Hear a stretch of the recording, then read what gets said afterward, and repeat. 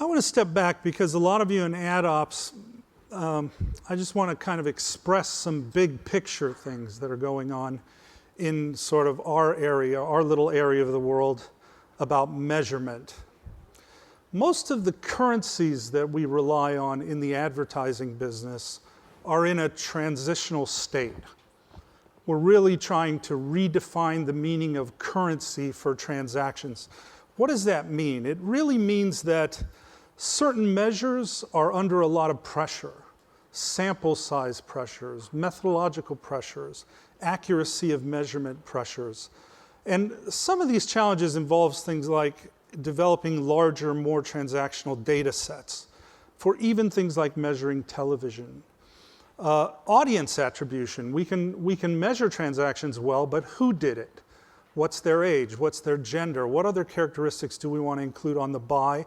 And how do we link those with the transactions that we're measuring? Mobile, as Cheryl mentioned, mobile everything. It is a critical issue that we're dealing with.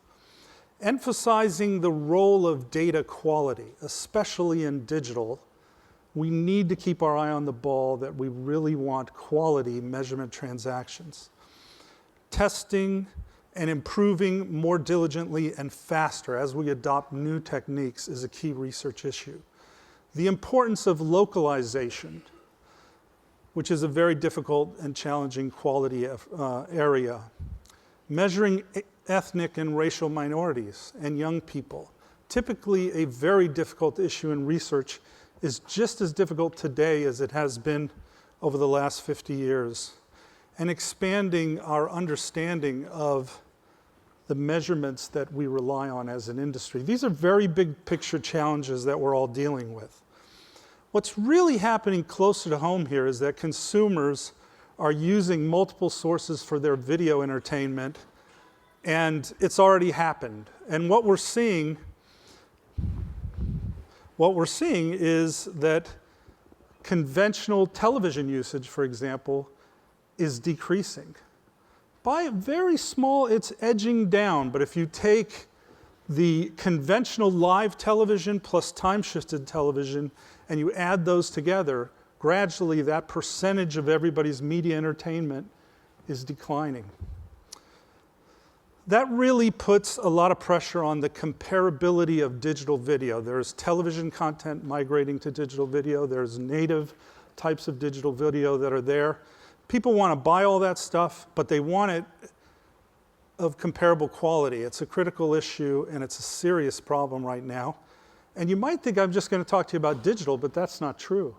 There are serious issues in television measurement. So we have priorities there, things like the quality of the measurement and the sources and expanding the sources of data, as I just mentioned. Measurement of activity across all screens in a common manner, which can be very difficult to execute, and improved granularity. You take for granted in digital that you can measure at an ad level. In television, we have something called average commercial minute ratings, which isn't really at an ad level. That needs to be changed. Digital video measurement, we got a lot of priorities too. Measurement quality, we've been talking about viewability, we've been talking about invalid traffic, we've been talking about ad blocking. A lot of these issues impact measurement quality. Smoothing significant transitional issues, vendor reconciliation, those things we've been working on. And comparability. At the end of the day, for all media, we really want viewable, human traffic filtered from invalid traffic, and we want that measured on the basis of an audience currency, which includes duration. Then last, you need a method for combining all this stuff in a relevant way. So those are big picture challenges. Jumping down now to things that are, I think, directly relevant to ad ops. Just thinking about the big picture of how the digital advertising process works. And this is greatly simplified. You send an ad to a user, the ad is delivered.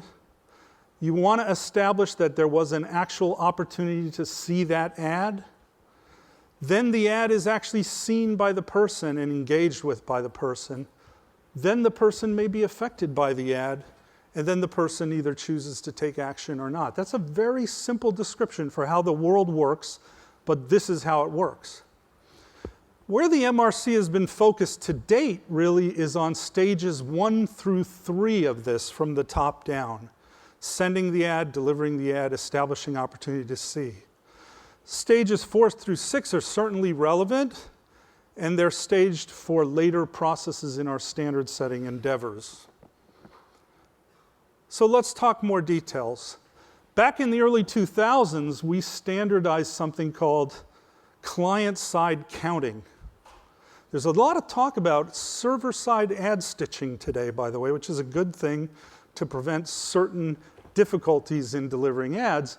But one thing you got to consider if you're a fan of server-side ad stitching is you have to have controls to make sure there's a measurement that the ad is actually delivered.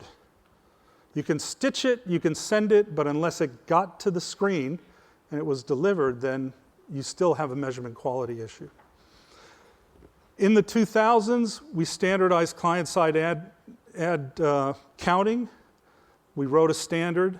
Now we've been working on stage 3 in the transaction, which is, did the ad render, does it appear on the screen? To do that, we built a viewable ad impression standard for display and video. We're now working on that for mobile. We also just released an invalid traffic filtration guideline, which has greatly stepped up in its intensity. You should take a look at that.